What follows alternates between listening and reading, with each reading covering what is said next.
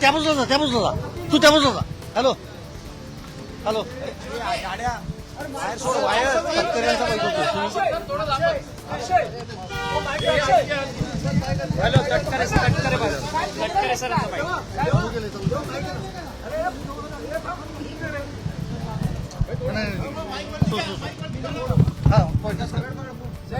हे रोल का येणार सर आज बैठक पार पडलेली आहे.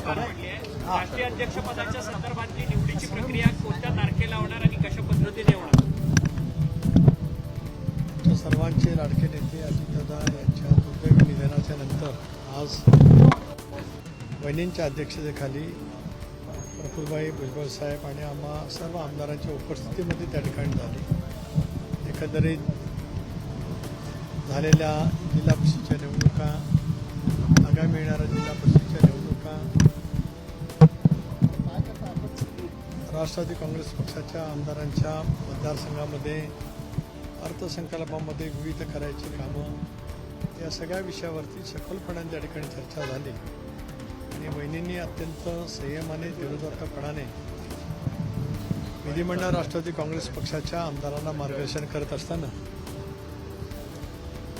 आगामी कालावधीमध्ये दादांनी ज्या पद्धतीने महाराष्ट्राला गतिमान करण्याचा प्रयत्न केला त्याच पद्धतीने आमदारांना विश्वासात घेत पक्ष संघटनेला अधिक प्रभावीपणाने साथ देत पुढच्या कालावधीमध्ये वाटचाल करण्याचं आश्वासित त्या ठिकाणी केलं. प्रत्येक आमदारांच्या मनामध्ये एक आत्मविश्वास त्या निमित्ताने निर्माण झाला की ज्या पद्धतीने गेले 2-3 दिवस प्रशासकीय कामाची चुणूक वहिनींनी आपल्या पुण्याच्या बैठकीमध्ये असेल, बारामतीचा जनता दरबार असेल, राष्ट्रवादी काँग्रेस पक्षाचे निर्वाचित झालेले जिल्हा परिषद पंचायत समितीचे सदस्य असतील, या निमित्ताने त्या ठिकाणी दाखवलेली होती. त्यामुळे त्याच विश्वासाने दादा ज्या पद्धतीने या साऱ्या बाबी हाताळत होते तशाच पद्धतीने त्या समर्थपणाने हाताळतील असा विश्वास त्या ठिकाणी आम्ही निश्चितपणाने व्यक्त केला.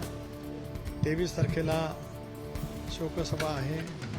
26 तारखेला राष्ट्रवादी काँग्रेस पक्षाच्या राष्ट्रीय अध्यक्षपदाची निवडसुद्धा करण्याचा आम्ही त्या ठिकाणी निश्चित केलेला आहे.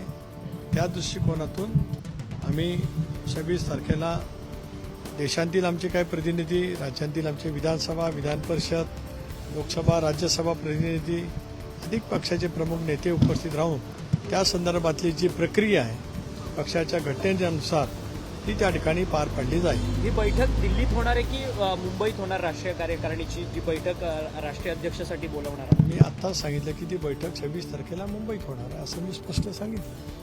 आजच्या बैठकीमध्ये विलिनीकरणाच्या संदर्भात विषयाच्या बैठकीचा तो विषयाचा अजेंडा त्या ठिकाणी नव्हता.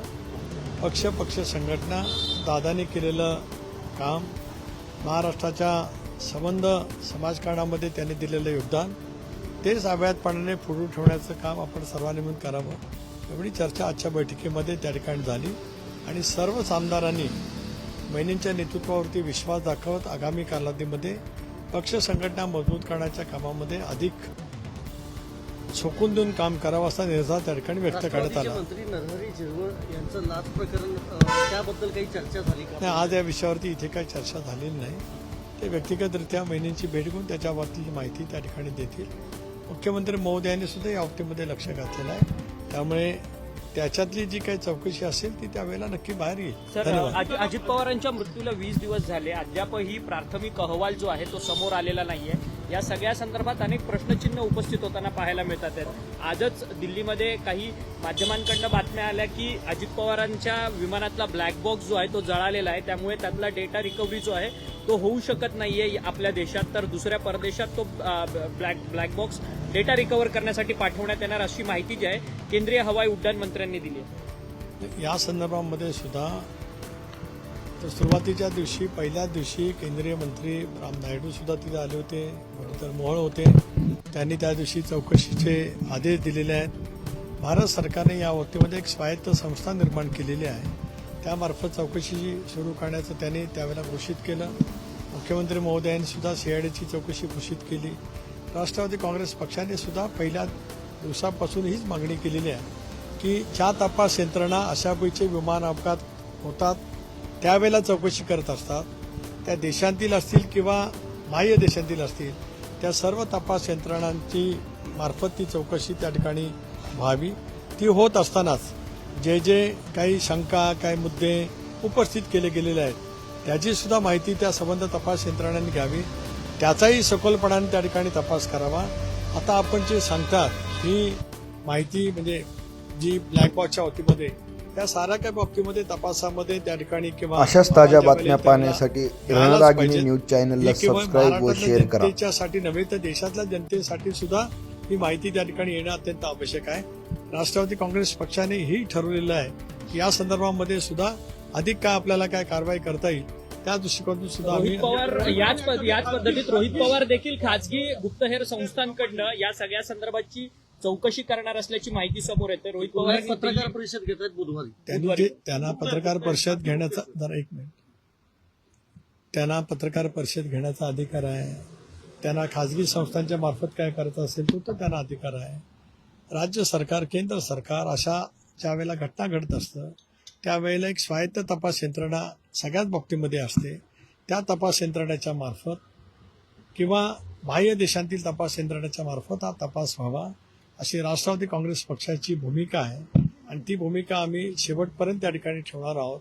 आणि तो तपास यंत्रणेचा अहवाल ह्या देशांतील जनतेच्या समोर यावा, तो लवकरात लवकर यावा अशी राष्ट्रवादी कांग्रेस पक्षाची भूमिका है. सर, अध्यक्ष पद के चयन को लेकर क्या निर्णय हुआ है? इसके बारे में मैंने यही कहा है कि 26 तारीख को राष्ट्रीय अधिवेशन बुला जाएगा मुंबई शहर में, और उसके बारे में जो कुछ हमारे प्रतिनिधि रहेंगे, हमारे विधायक रहेंगे, चाहे विधानसभा के हो, विधान परिषद के हो, हमारे सांसद रहेंगे, हमारे वरिष्ठ नेता भी वहाँ मौजूद रहेंगे, उसमें ये बात तय की जाएगी. सर, हिरामन खोसकर यांनी विलिनीकरणाच्या संदर्भात भूमिका मांडताना बोलले की 35 आमदार जे आहेत ते विलिनीकरणाच्या बाजूने आहेत. आता हिरामन खोसकर आज राष्ट्रवादी काँग्रेस पक्षाच्या त्यांचं आज कुठेतरी काम होतं, ते बैठकीला आले. राष्ट्रवादी काँग्रेस पक्षाच्या सर्वच आमदारांनी स्पष्टपणाची भूमिका घेतली की पक्षाने या बाबतीमध्ये योग्य तो निर्णय त्या ठिकाणी घ्यावा. शरद धन्यवाद. पवारांच्या संपर्कात आमदार आहेत का तुमच्या? मागे वा, मागे वा.